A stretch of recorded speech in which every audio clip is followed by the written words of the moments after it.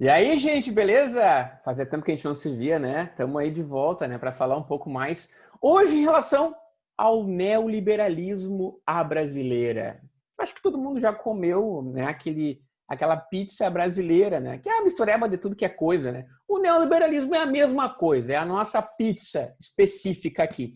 Vamos falar sobre o neoliberalismo, hein, Bussunda? Vamos falar, André, e já começando com um problema, né? A gente vai ser xingado porque neoliberalismo é praticamente um xingamento para liberais, assim como é um reducionismo. Até já vamos explicar antes de começar, né? Assim como muita gente xinga qualquer coisa de esquerda, de socialista, né? Muita gente fala de políticas de austeridade como neoliberalismo. E a gente vai falar sobre isso hoje. É xingando mesmo, né, André? Neoliberalismo. Neoliberal!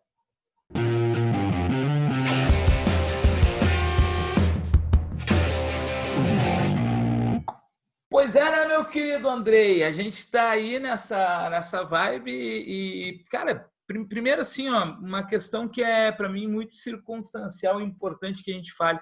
Acho que são pouquíssimas as pessoas, analisando o global, os nossos 210 milhões de habitantes do Brasil, que têm um pouco de discernimento dessas políticas assim de austeridade ou de Estado que interfere. Eu acho que o próprio presidente da República ele não tem muita noção, né? Tem gente que diz que a esfera liberal do Bolsonaro é o Paulo Guedes, né? Um Chicago boy.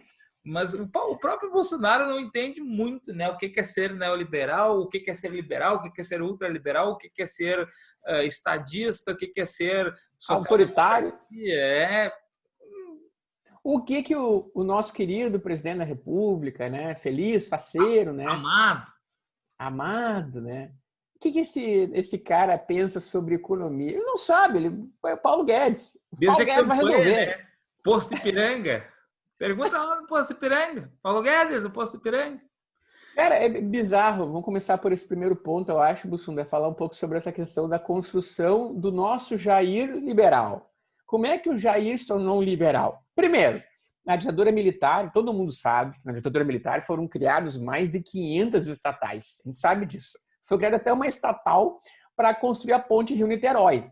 Então, né, se o governo, né, ditatorial brasileiro, militar, propôs essas 500 estatais, quer dizer o quê? Que se o nosso querido e amado Jair, né, ele diz que temos que voltar àquele tempo, ele quer aquela coisa nostálgica, então vamos estatizar mais. Cara, Não, ele não pensa mais assim agora. Né, Bussunda? a gente pode pegar até um exemplo que é, digamos assim, a bola da vez do neoliberalismo, que é o Correio, né? O Correio já existia anterior, mas ele foi organizado, estruturado e era garoto propaganda da ditadura militar, né? Que vai a símbolo de modernidade, de comunicação, de chegar em todos os recantos do Brasil. E aí eu perguntei aí, Jair, o Correio, que era garoto propaganda da ditadura militar, agora é preterido, é a bola da vez do neoliberalismo, o Paulo Guedes quer privatizar, um monte de gente quer privatizar. Então, cara, a gente tem essa versão, como falou muito bem no início, né, Andrei? É a pizza brasileira, né? Que daqui a pouco a gente já tem pizza. Agora os caras, eu vi uma pizza vulcão que os caras colocam pizza de sushi, tu viu? A gente assim como tem a pizza brasileira que engloba sushi, cara, pizza de ovo frito daqui a pouco. A gente tem o Pizza de nosso salsicha. pizza de salsicha. Não, É, aí pizza de cachorro quente. É a salsicha pizza de com salsicha batata palha. eu vi esses tempos, daí não me ofendo. Fiz uma pizza. Cara, Era o que tinha em casa. Se bem que é isso, né? É o que tem em casa. E o nosso neoliberalismo, né? É o que tem em casa. Só para a gente estabelecer, Andrei, talvez para princípio de conversa, né? A gente chama, digamos assim, reduzindo tudo a neoliberalismo, uma série de práticas novas vinculadas ao liberalismo que é fundado lá pelo Adam Smith lá no século XVIII, só que lá é liberalismo. Então a gente tem um ciclo assim que vai, vamos colocar assim o estudo sobre a riqueza das nações do Adam Smith lá de 1775, a gente pega de 1775 até 1929, liberalismo clássico. né? Daí deu a quebra da Bolsa de Nova York lá, viu-se que não estava rolando. Só que nos anos 30 já tem o pessoal lá da escola austríaca, né, Andrei? E depois nos Estados Unidos, a escola de Chicago, né? Os caras que começam já a planejar, a rever a retomada das lógicas liberais, e aí começa a se popularizar entre os anos 30 e os anos 50 o termo neoliberalismo, que tem muita gente que não gosta. Se alguma pessoa que defende o Paulo Guedes, que defende algumas políticas de austeridade e essas coisas assim, assistir esse vídeo, tomara que não, não, estou brincando, mas a pessoa talvez venha nos xingar aqui nos comentários, porque vocês estão fazendo reducionismo. Cara, a gente está chamando uma série de... Assim como um grupo de pessoas chama qualquer intervenção do Estado de socialismo. A gente está dizendo que o contrário disso é neoliberalismo. Mas para explicar o seguinte, é um monte de coisas que foi aparecendo aí e começou a ser implementado mesmo nos anos 70. Entre os anos 70 e 80, onde o Paulo Guedes, inclusive, estava lá no grupo de economistas que cercavam o senhor Pinochet no Chile. E eles defendiam, não, tem que reduzir a atuação do Estado, tem que minimizar o Estado, não pode ter gasto social. E aí, o que a gente está vendo hoje, né, Andrei? O grande pepino do Chile, o sistema previdenciário, que demorou 40 anos para estourar o rojão. E agora nós fizemos reforma da Previdência, com muita inspiração no Chile, e aí já não sou o Nostradamus, não sou o cartomante, não sou adivinho, né?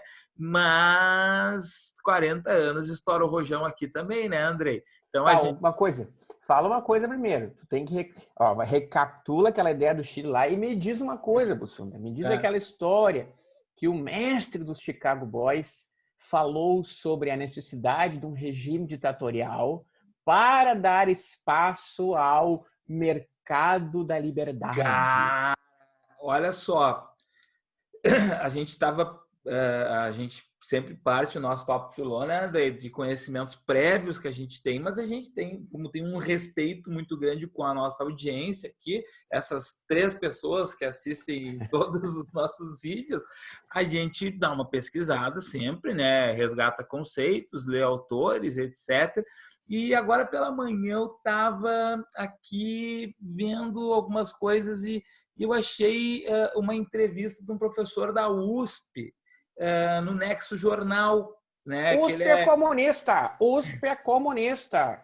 Cara, neoliberais, liberais, defensores da política de austeridade, pessoal defensor do Friedman, nunca mais questione o método dos comunistas, dos socialistas, que o Marx defendia, para a gente chegar numa sociedade igualitária, a gente vai ter que passar por uma ditadura, que é a ditadura do proletariado. E aí os caras dizem, mas vai acabar com a liberdade de indivíduo, não sei o quê, comunista, isso aí, nós defendemos a liberdade. Aí, meu querido, aí nós temos o seguinte, que na época das reformas do Pinochet, sob a ditadura mais exemplar da América Latina, foi dos anos 70. A ditadura do Brasil já foi uma ditadura, e até os caras ficam contemporizando, não foi ditadura, violou direitos humanos é ditadura. Né? Só que no Chile, os caras fuzilavam gente no estádio de futebol de Santiago lá, mais de 30 mil, 40 mil torturados, né, no Chile, mais de 3 mil pessoas mortas, isso comprovadamente pela ditadura militar, e Congresso fechado, e por isso, inclusive, alguns dizem que o país que melhor aplicou as medidas neoliberais, porque nos anos 80 também o Ronald Reagan nos Estados Unidos e a Thatcher na Inglaterra estavam aplicando o neoliberalismo, mas tinham que negociar com o Congresso, né? No Chile não precisava, então tá lá o Paulo Guedes, os Chicago Boys e o Pinochet só mandando fazer o que os Chicago Boys queriam. E aí o Milton Friedman vai lá e fala o seguinte, ele não só elogiou, eu estou lendo aqui, porque eu estou pegando do texto, tá? Nexo Jornal, vocês procurem, depois eu vou dar as dicas Google para vocês, mas assim, não só elogiou o milagre econômico do Chile, como ele disse que talvez a ditadura fosse um serviço necessário para o avanço econômico. Aí o professor, olha só, da USP, né, da Faculdade de Economia, Administração e Contabilidade, o Pedro Garcia Duarte. Então, coloca Nexo Jornal Pedro Garcia Duarte. Esse é o Google, tá?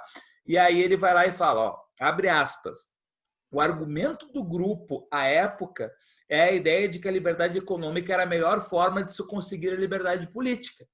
Era um custo a se pagar ter esse governo autoritário por um certo período. Seria o caminho para garantir a liberdade individual posterior. Cara, ditadura para impor um modelo econômico para depois chegar numa utópica liberdade econômica e literalmente, Bussunda. Os fins justificam os meios, né? Cara, ou seja, é a aplicação da pior espécie de política possível. É justificar uma ditadura a partir de um contexto que a consequência geraria um bem-estar de liberdade. Então, como assim necessária uma ditadura? E Andrei, pelo amor de Deus, cara. O que faz esses caras se afastarem dos comunistas radicais? Os comunistas não defendem que tem uma ditadura para depois a gente chegar no fim da história, no momento bacana? Pô, eu não entendo isso. Eu não entendo isso, porque as pessoas vêm criticar os esquerdistas que vão lá inchar o Estado, porque os esquerdistas são uns sem vergonhas, eram autoritários. Que fala é essa, então? Que fala é essa desses liberais aí? É uma fala autoritária ou não é autoritária? Não tem como não negar que o Milton Friedman, que é um dos papas, né, dessa função neoliberal, dessa volta a um liberalismo clássico na década de 70, onde o experimento chileno foi o mais monumental de todos e serviu de base para todas as outras formas econômicas ditatoriais que surgiram na América Latina.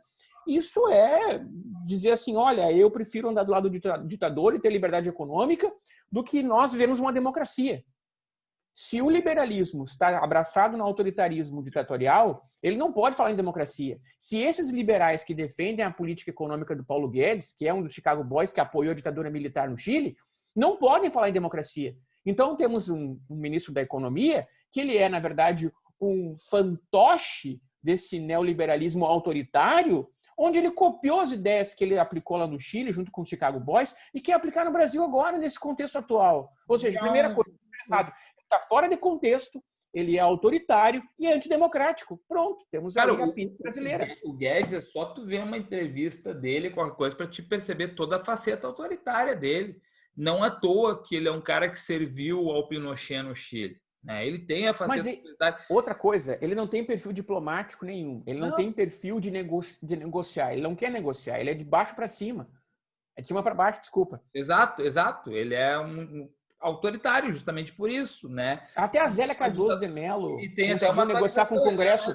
A Zélia Cardoso de Mello, que foi a ministra da Economia da época do Collor, a que aplicou o maior plano de desestatização da história do Brasil, a gente pode dizer de forma bem clara isso, ela conseguiu negociar com o Congresso Nacional. Agora, o Chicago Boy o Paulo Guedes, o Chicago Boy aí, boy de piranha, né? A gente chama aqui. Eu ia dizer, tem que atualizar, não é mais Chicago Old agora, né? Ele já é velhinho, não é mais boy agora, não, cara. E inclusive, não, é Chicago Cougar. Old, não pela idade, Chicago mas pelas Cougar. ideias, né, Andrei? São ideias. E, cara, a gente precisa assim, ser bem enfático em alguns pontos, assim, ó. Boa parte das medidas neoliberais, inclusive que tu citou muito bem, a Zélia Cardoso de Mello, o Fernando Collor, né, gente? O Collor, ele é o nosso primeiro presidente a adotar políticas neoliberais até dentro de um contexto. Ele assume em 1990.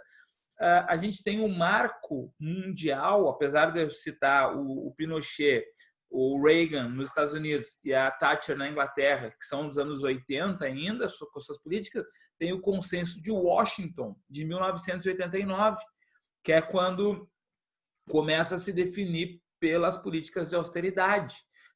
Cara, Andrei, tem muito a ver com o fracasso de um modelo socialista da União Soviética e tem muito a ver, cara, com o capitalismo se sentir livre. Cara, quem falou isso, que eu acho, para mim, ele é o melhor historiador que teve no século XX, que é o Eric Hobsbawm, que tu conhece, né? Apesar de ele ser mais factual, e tu é um cara que tu sempre curte aquela leitura mais realmente reflexiva e filosófica, e o Hobsbawm, ele vai lá e coloca números, né?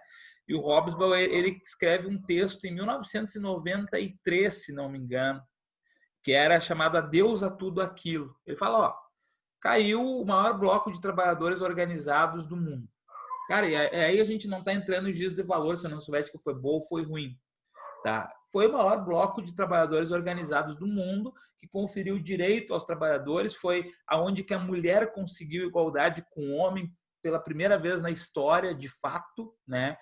Igualdade salarial, tinha direito a divórcio, direito a aborto, a N coisas assim, cara. Aliás, por acaso, Andrei, esse livro aqui, ó, dica de leitura, ó, Mulher, Estado e Revolução, da Wendy Goldman, que é uma historiadora norte-americana. Cara, e ela, por acaso, eu tô com o livro aqui, por isso que eu lembrei agora que eu estava folheando ele antes. Ela vai listando como as mulheres conseguiram, as mulheres trabalhadoras conseguiram igualdade. Enfim, aí a União Soviética serviu como um espectro de medo ao capitalismo. Quando a União Soviética caiu, é aí que o Hobsbawm escreve Adeus a tudo aquilo, o capitalismo não tem mais do que ter medo. E aí ele vai avançar. Em 1993 ou 4, não me lembro o ano, o Hobsbawm escreveu esse artigo e ele disse o seguinte: o que vai avançar para o século XXI? Tá? Vai aumento da desigualdade, os problemas ambientais, tá? O retrocesso da legislação trabalhista. Tá? E, cara, é o que a gente está vendo, porque o capitalismo deixou de ter medo. Não à toa o capitalismo estava deixando de ter medo em 1989, quando a União Soviética estava ruindo, né? Quando caiu o Muro de Berlim, os caras... Consenso de Washington. Austeridade, redução de gastos sociais, flexibilização de mercados. E aí o Brasil do Collor é o Brasil que viveu a época do Consenso de Washington. Mas aí que tá, eu não acho que o Collor seja tivesse péssimas ideias. Ele viveu a época ali, ele viveu o contexto. Aquele contexto era um contexto propício ao capitalismo se desenvolver. E se ele fosse contra, se ele quisesse implementar qualquer tipo de política contra, ele seria lavrado, assim, passado por cima, atropelado. Ele sofreu por outros motivos. Mas o fato é o seguinte, ó. O plano do Collor, juntamente com a Zélia Cardoso de Mello, que era a ministra da Economia dele, que depois confiscou a poupança de uma galera aí, né? O caso é que ele criou o primeiro plano nacional de desestatização. Isso foi importante no Brasil naquela época. Só fazendo um parênteses para te continuar, o plano Collor, que a gente chama o nome dele mesmo, é Plano Brasil Novo, apelido que é Plano Collor, ele já continha a desestatização ali. Porque muita gente só fala que no plano Collor ele congelou os preços, salários, confiscou as poupanças. O arroxo, o famoso arroxo. Cara, mas ali já estava a desestatização. E teve uma série de empresas que ele já privatizou e cortes que ele fez, né, André, naquela época. A Uzi Minas foi uma das empresas que na época, da Companhia de Siderúrgica Nacional, lá, que dava muito dinheiro, lucravam com isso. Ele foi lá e vendeu. E quem ganhou com isso, quem ganhou com essa desestatização aí, foi uma empresa gaúcha, né? A Gerdau. A Gerdau ganhou muito com isso. E a Uzi Minas foi a crítica que foi feita, né? Porque, vamos vender as empresas que não dão lucro. Mas aí botaram no mesmo barco empresas que davam lucro, empresas estatais que funcionavam o negócio. Aliás, vamos deixar em stand-by justamente essa questão que agora eu pensei, que vai ter gente que pensa, mas então a Uzi Minas foi privatizada, mas a Gerdau gera empregos, a Gerdau não sei o que. Cara, a gente vai deixar em stand-by essa diferenciação que daqui a pouco a gente aborda entre uma estatal e uma privada e suas funções. Tá? Daqui a pouco a gente dá uma abordada nisso, mas para falar o seguinte, ó, a gente tem essas empresas estatais e que o pessoal quer que sejam vendidas, que nem já falamos do Correio agora, tem gente que defende a privatização do Banco do Brasil, tem gente que defende que a Petrobras seja vendida depois de todo o problema de corrupção da Lava Jato e tal. Então a gente tem uma série de empresas que, cara, as pessoas, elas simplesmente querem tem que vender tudo, porque tem corrupção, tem não sei o que, papapá. Mas, cara, as empresas, as estatais, empresas públicas, elas têm função social. Tá, mas daqui a pouco a gente aborda melhor isso, fazendo até um comparativo. Eu separei um comparativo aqui, André, para a gente mostrar para a galera entre uma simulação, né, de comparação de Correios e da concorrência, Correios com outras empresas, inclusive a famosa FedEx, que é... Tá, mas só um ponto aqui, tá? O Bussunda está falando uma coisa importante para todo mundo escutar, quem está vendo aqui, quem está escutando, para prestar atenção numa coisa. Os Correios, gente, para quem não sabe, tá? É o plano agora do Paulo Guedes, né, vender os Correios, assim como várias outras empresas. E há, na verdade, isso foi feito ano passado, esse plano para vender os Correios. O que seria do Brasil, Bussunda, se nós não tivéssemos os Correios, ou seja, se os Correios fossem vendidos? Você acha que os preços, né, das postagens, o trabalho todo que o Correio presta, trabalho social, que é a carta social que o Correio tem, por exemplo, que você pode mandar uma carta e pagar 1 centavo para qualquer lugar do Brasil, a carta social tem um padrão, um tamanho específico, as pessoas não sabem disso. Tá? Esse tipo de serviço social que o Correio apresenta, o valor que o Correio acaba custando para empresas que acabam usando o Correio para poder disponibilizar os seus produtos, tu acha que esses valores aumentariam, baixariam? E aí tu pode mostrar para nós aquela tabelinha que nós tínhamos conversado antes sobre essa questão, né, de comparativa dos preços. O que aconteceria com o Brasil se o Correio fosse privatizado? Andrei, basicamente, cara, é a ilusão que as pessoas têm. Eu tava falando que eu gosto daquela expressão que o Gessé de Souza usa, não para esses casos, mas ele usa contos de fadas para adultos, né? Algumas pessoas gostam desses contos de fadas para adultos, né? De pensar que o desaparecimento do Estado ele vai levar a uma melhor distribuição de renda, vai elevar salário. Ai, se tu reduz os encargos trabalhistas, aumentam os salários. Cara, qual é a função de uma empresa privada? Aliás, qual é o fim dela? Não é a função, lucro. O fim dela. Lucro. Lucro. Então, cara, uma empresa quer ter lucro. Uma empresa pública, estatal, ela não tem como objetivo final o lucro. Tá?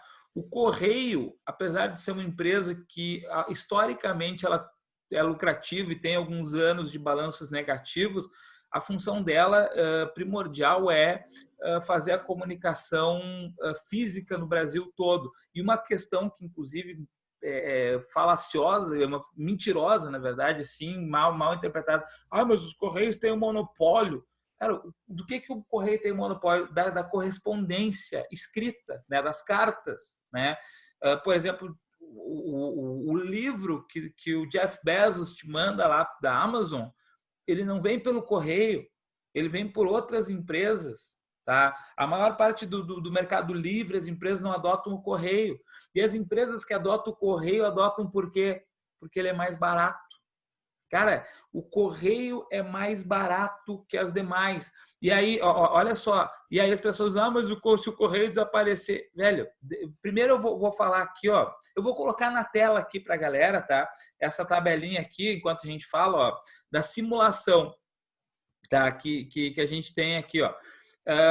Vou pegar só de São Paulo ao Rio, vocês estão vendo aí na tabela que está aparecendo de São Paulo até Rio Branco, no Acre, tá? Mas de São Paulo a Rio de Janeiro, tá? Um destino São Paulo, Rio de Janeiro, peso 5 quilos, altura 15 e 30 centímetros e 45 de comprimento e 30 de largura, tá?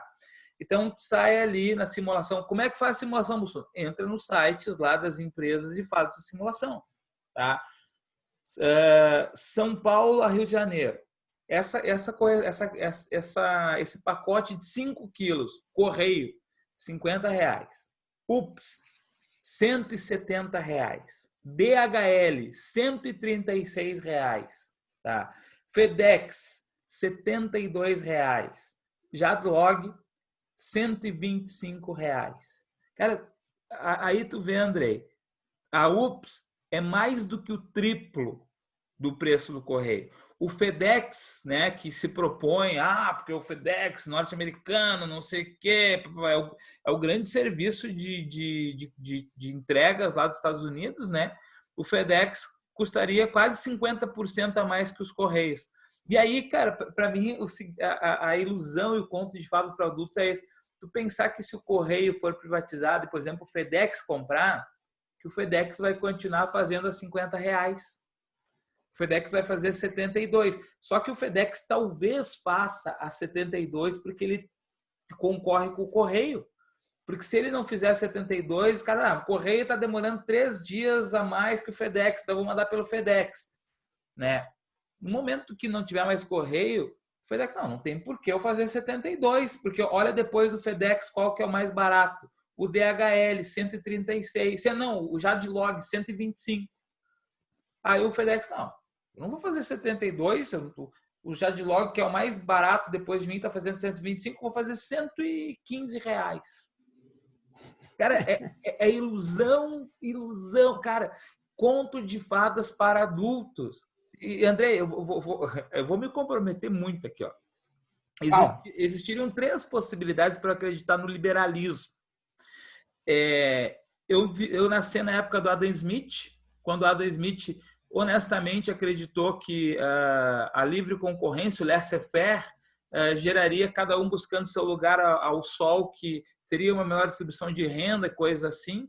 E naquele momento, até porque tinha o mercantilismo e todos os desajustes dos estados absolutistas, eu ia concordar com o Adam Smith. No século, se o Adam Smith, cara, se o Adam Smith vivesse 100 anos a mais do que ele viveu, ele talvez não, ele teria se suicidado. Porque ele viu, 100 anos depois do Adam Smith, as megacorporações monopolistas, capitalistas, financeiros monopolistas surgindo.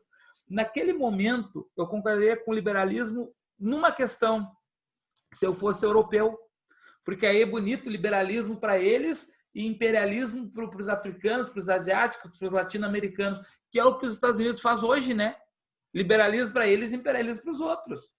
Mete um monte de dinheiro lá na produção agrícola deles, faz barreiras comerciais incríveis, né? Agora mesmo estão nessas guerras comerciais com a China fazendo protecionismo. Que liberalismo é que é esse aí? E abram as fronteiras dos outros, não as nossas. Exato. E a terceira opção para eu concordar com o neoliberalismo seria hoje. Se eu fosse inocente e não estudasse nada de história, sociedade e economia de nada. Porque, cara, é conto de fadas para adultos. Pode me xingue aqui embaixo. Me xingue aqui. Contos de fadas para adultos. E aí os caras ficam defendendo, porque as pessoas não entendem as funções do Estado. O Estado, ele está aí não para ter lucro. O Estado, ele está aí para atender as pessoas. E Andrei, as pessoas que defendem piamente, cegamente essas doutrinas liberais requentadas, né, essas doutrinas neoliberais, elas ou vivem numa inocência, ou elas são pessoas muito ricas, que elas não se preocupam com, não têm preocupações que mesmo nós aqui temos, tá? Porque, cara, pega um país liberal, Estados Unidos, liberal interno, cara, eles não têm sistema de saúde. O cara lá com Covid agora, o sistema que eu estava lendo, dá uns 70 mil reais, ou era em dólar, não, em dólar, 70 mil dólares podia chegar ao tratamento de Covid. Aqui no Brasil é quanto? Não tem custo, é social. Não tem custo, claro, tem custo para o sistema, obviamente, mas é um sistema igualitarista de saúde. Cara, então, assim, as pessoas elas acham que o Estado não tem função, elas se embrenharam numa ideologia neoliberal. Tem gente que fala nisso, né, velho? O neoliberalismo, além de toda uma defesa econômica, se tornou uma ideologia onde eu quero acreditar. Os caras sempre falam, qual é a menor empresa que existe? O indivíduo, né? Aí eu e o Andrei ficamos desempregados, vamos trabalhar de motorista de aplicativo, nada contra. É um trabalho digno quanto qualquer outro, né? Só que o problema não é tu trabalhar de motorista de aplicativo, é tu inocentemente achar que tu está sendo um empreendedor. Tu está dando lucros bilionários para o Uber, para 99, para sei lá qual aplicativo, achando que tu é empreendedor. E daí e perdendo qualquer direito trabalhista, previdenciário, coisa e tal, achando que é empreendedor, sendo ludibriado por esse gigantesco conto de fadas para adultos.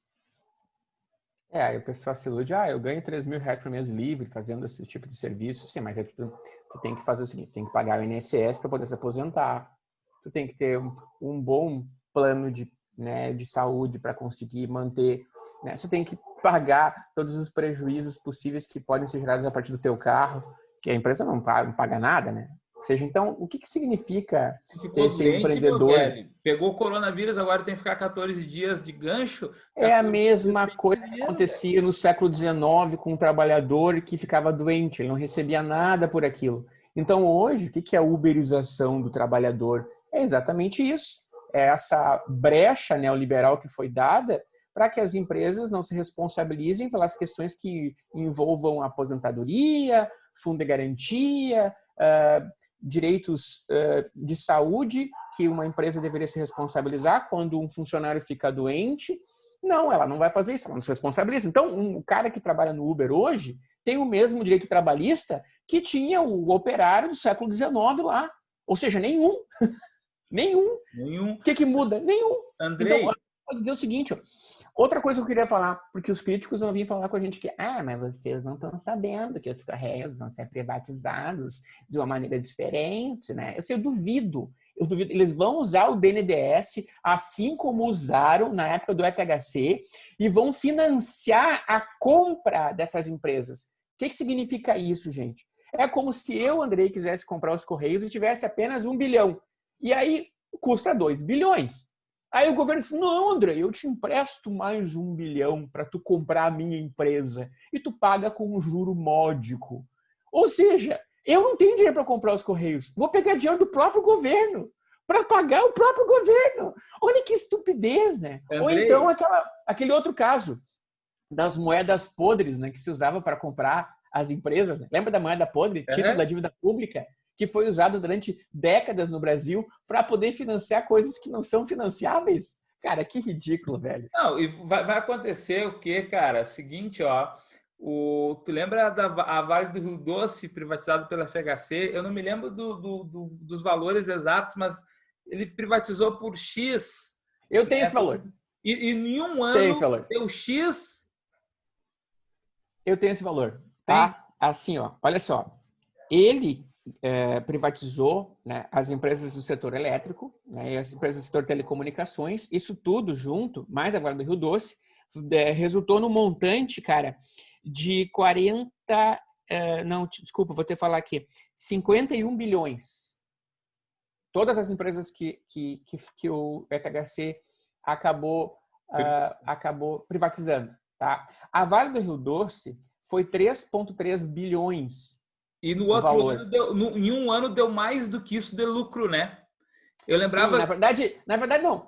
No outro ano, foi privatizado por 3,3 bilhões. Eles queriam arrecadar 6. No outro ano, a Vale do Rio Doce já valia, só de um ano para o outro, valia em termos de mercado, ou seja, de 3,3 bilhões, ela passou a valer 6 bilhões, só com a venda. Então, o governo perdeu 2,7 bilhões vendendo a Vale do Rio Doce, o que é ridículo, né? Cara, quem comprou a Vale do Rio Doce pagou uma e ganhou outra. Se a gente for fazer a proporção, né? Ela cresceu quase 100%. Então, cara, é impressionante. E dava lucro. Dava lucro, velho. Dava lucro. E agora, já que tu citou também, os caras sempre falam, mas... Por exemplo, se não tivesse privatizado a telefonia, não ia ter celular no Brasil hoje. Velho, era o avanço tecnológico que estava acontecendo, a gente ia ter celular. É a mesma coisa se o Banco do Brasil não foi privatizado. E foi o primeiro banco do nosso país a ter aplicativo funcional realmente para celular. Um banco público. E até hoje o melhor aplicativo de bancos do Brasil é o do Banco do Brasil. Que é o que melhor funciona para te fazer quase todas as transações que tu precisar ali, com transparência, inclusive. Tá? Eu que trabalho com o Banco do Brasil, que é público, e trabalho com 2 bancos privados, o banco que eu consigo mais fazer operações e ter transparência ali é o do Brasil. E é público. Uma coisa que eu tenho de crítica é o seguinte, como tem muitos lobistas do grande capital inseridos no governo, o Banco do Brasil ele não está cumprindo, assim como a Caixa, a sua real função na minha concepção. Porque assim como a gente estava fazendo a comparação que o Correio bota a R$50 uma correspondência, que na FedEx é 75 praticamente, e na JAD-Log 125, o Banco do Brasil, a Caixa, deveriam fazer algo tipo assim com juros, puxar o juro para baixo. O Brasil é o país que tem o maior juro de banco do mundo, né? Ou um dos que tem o maior juro de banco do mundo. Junto com a Rússia. E aí, cara, 13% ao mês de juro. O que deveria o Banco do Brasil como banco público, cujo fim não é ter lucro, mas é ter fim social, então o juro do Banco do Brasil é 1%. Mas aí também tem a Santander questão... e esses outros têm que vir abaixo também. Só que é aí essa o que questão. tem? Tu acha que cara... O Brasil apresenta risco fiscal, né, meu querido? Não, André, tu acha que o fundador do BGT Pactual vai querer que o Banco do Brasil tenha o juro baixinho? O Paulo Guedes é o operador do sistema financeiro. Mas qual é o banco brasileiro que tu conhece? Que tu sabe onde é que fica o Banco Safra? Tu já entrou no Banco Safra? O Banco Safra é o banco brasileiro que tem o maior número de percentual de crescimento de ações nessa época, de 2018 para cá. Por que será? Porque o juro que é cobrado é absurdamente alto. Ele administra várias outras ações de outros bancos também. Sim. Bom, Bussunda, eu queria só terminar nossa conversa em relação a esse assunto de neoliberalismo e te pergunto o seguinte: se o Brasil realmente se tornasse neoliberal, conforme o Paulo Guedes gostaria, o que seria de nós, velho? Cara, seguinte, primeiro, a gente tá falando de um assunto que, para nós dois aqui, pelo menos, André, ele é natimorto, né?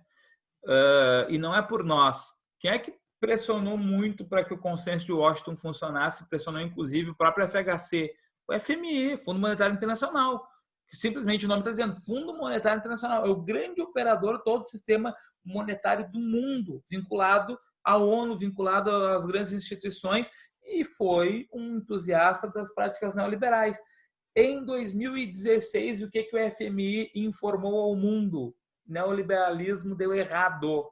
Aumentou a desigualdade social no mundo. Tá? E quem disse isso? Quem disse que isso ia acontecer? Nosso querido Eric Hobsbawm.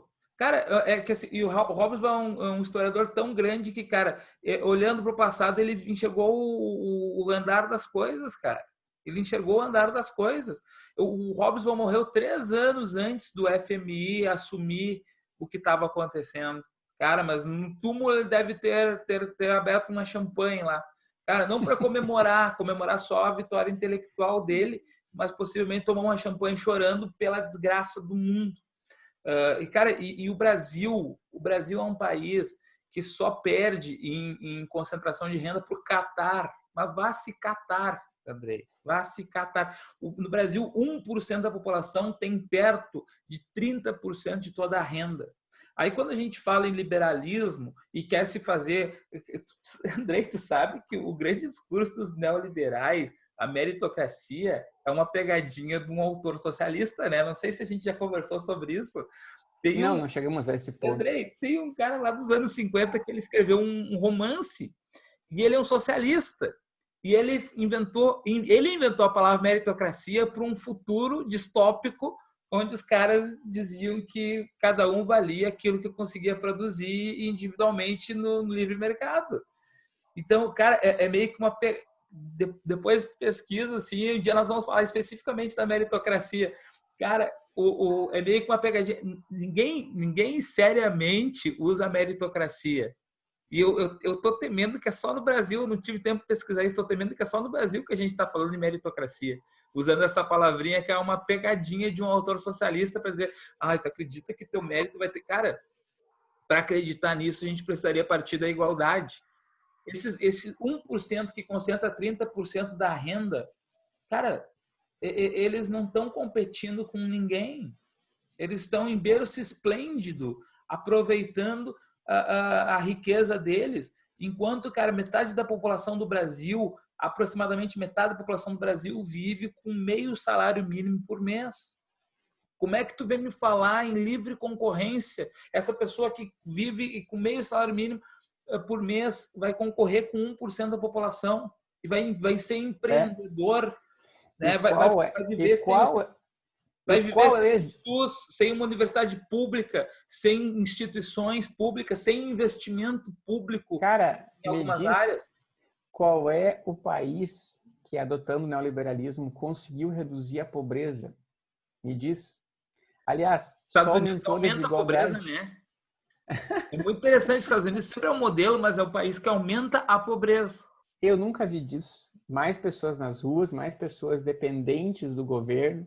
Então, enfim.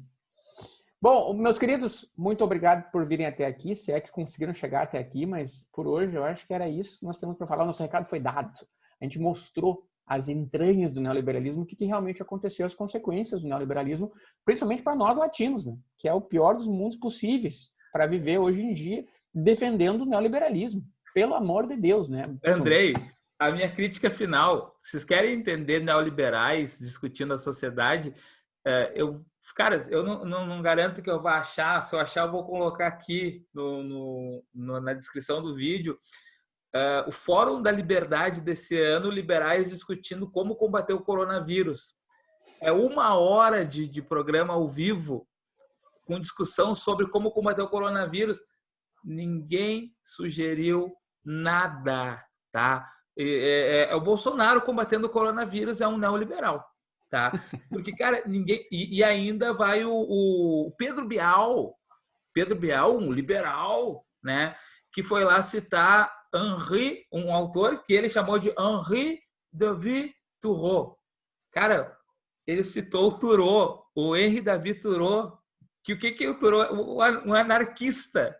Um anarquista que, insatisfeito, foi morar lá na beira do rio Walden, lá, né, Andrei? O cara que sugeriu a desobediência civil.